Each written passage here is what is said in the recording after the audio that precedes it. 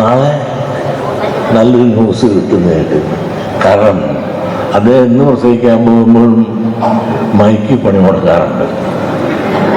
ഇത്തവണ മീഡിയയ്ക്കകത്ത് ഒരു വിഷയം കിട്ടിയിട്ടുണ്ട്. അത് ഇന്ന് പിണങ്ങി പിന്നെ ഇണങ്ങി.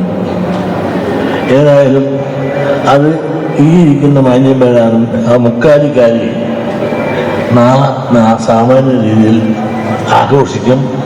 ആ ആഘോഷത്തോടുകൂടി നിങ്ങളുടെ ഈ ഫങ്ഷൻ ബേഷായി. കാരണം ഈ ശ്രീനാരായണ ധർമ്മ പരിപാലന യോഗത്തിൻ്റെ 717 ശാഖയുടെ ഈ ആധുനീകരിച്ച കൺവെൻഷൻ സെൻറ്ററിൻ്റെ ഔപചാരികമായ ഉദ്ഘാടനത്തിന് ഒരുപാട് പ്രസക്തിയും കിട്ടി.